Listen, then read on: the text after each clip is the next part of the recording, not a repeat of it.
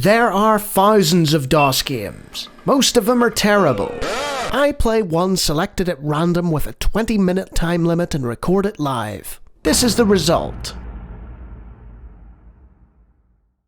Welcome, ladies and gentlemen, to another random DOS game show, and this is The Snow Queen by Layne K. Saltern, based on the fairy tale by Hans Christian Andersen.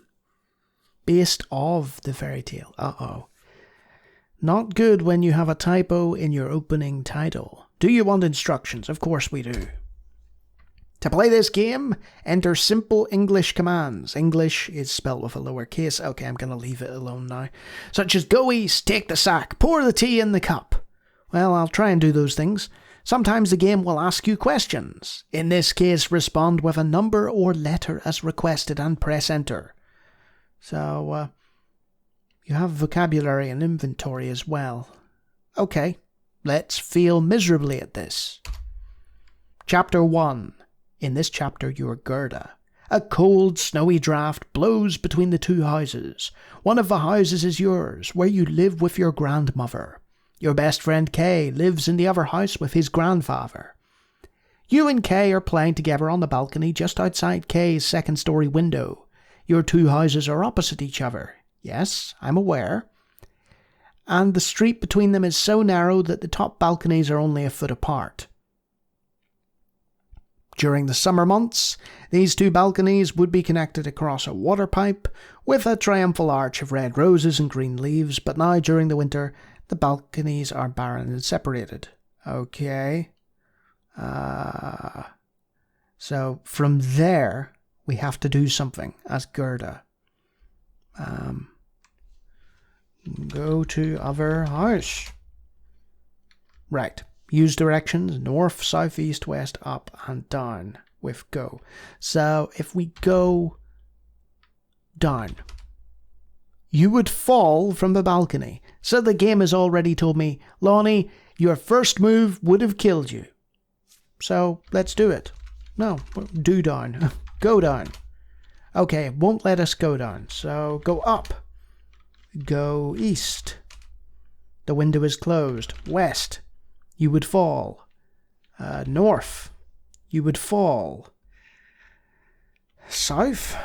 You would fall. Good Lord.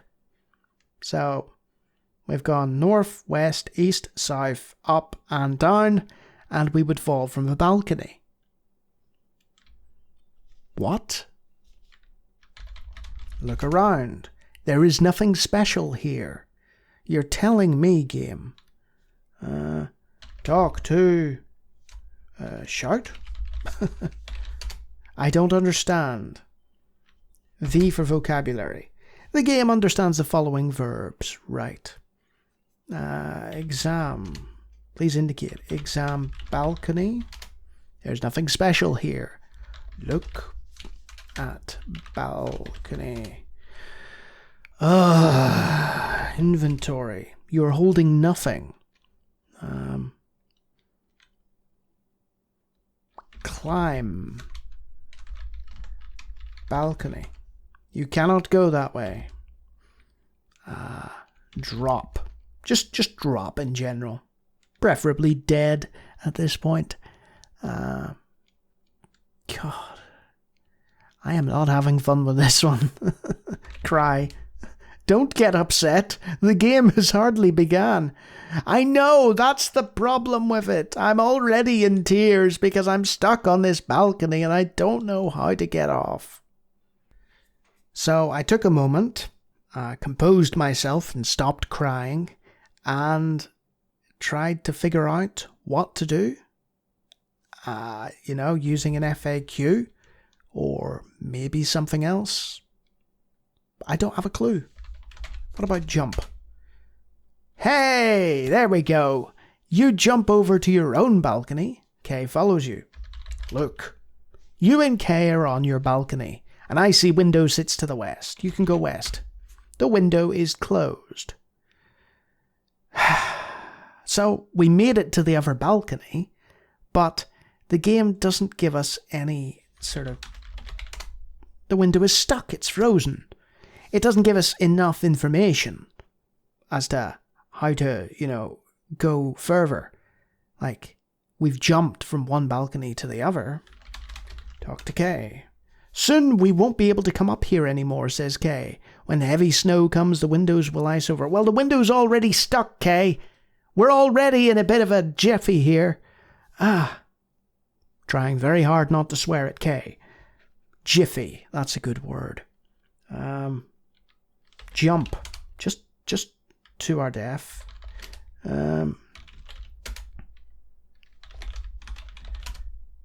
Aha!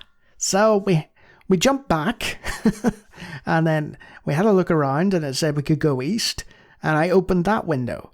The window slides open easily, opening to the east. You have just earned 5 points. Sweet, let's go east.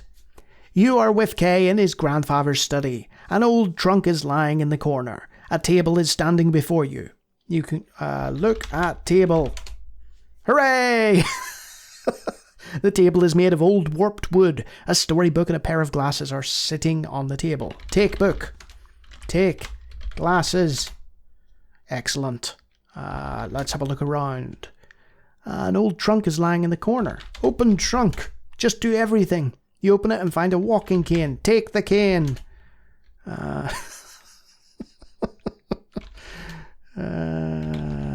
Dear. Right. You and Kay are in his grandfather's living room. Kay's grandfather is sitting in a soft chair, leisurely smoking an old pipe. Talk to grandfather. Why don't you two go bring me a storybook? Give book to grandfather. Ha ha! Kay's grandfather takes the book and begins searching for a story. He looks around. Now, where did I put my glasses? Give glasses to grandfather. Thank you, Gerda, says Kay's grandfather as he takes the glasses and puts them on. All right. You gonna read us a story, old man? Yay, there we go.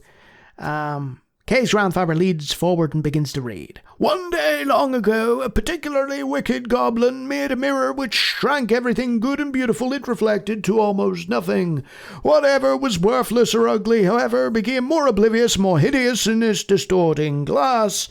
All the other goblins thought this was a great joke, and they flew up to heaven carrying the mirror, so that they could sneer and scoff at the angels themselves. But the mirror fell down to the ground, where it shattered into 100 million fragments. Some of these tiny specks of glass flew about in the world, causing great unhappiness, for whenever they flew into anyone's eye, they stuck there, and from then on that person could only see the bad in everything and everyone.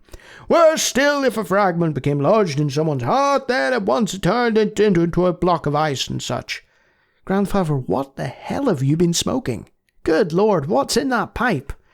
Let's talk to him some more, his daft old codger. I think I'll take a nap. Great, he's gone to sleep. Let's look around. So we can go west, I guess. You'd better stay inside. A snowstorm is on its way. How can you be leisurely smoking a pipe and stopping us when you've just gone to sleep? The internal continuity of this game is flawed. So now what? Huh? What now, game? See, he's away for a nap. He doesn't care about us. We'll leave it there. Those who enjoy playing text adventure games know what's in store, and it's okay. I mean, after the initial sort of struggling with the parser system and the vocabulary, it was all right. I mean, it was nice that you can just sort of hit V like that, and it'll give you sort of a bunch of verbs for you to try out on the environment, and the look thing is always important. So after an initial struggle, this looks like a playable children's adventure game.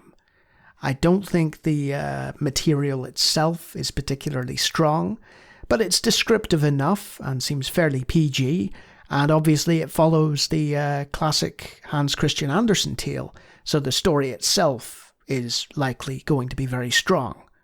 But I'm going to leave that there. And if you like me failing miserably at text adventure games, it happens. If you like me playing graphical adventures, boy, do I have a surprise for you. There are hundreds of other videos on my channel. Feel free to take a look at them. If you like what you see there, you can subscribe. It's not mandatory, and I am going to leave this here. Until next time, I shall sit with the grandfather and watch him smoke, tell us off, and sleep simultaneously.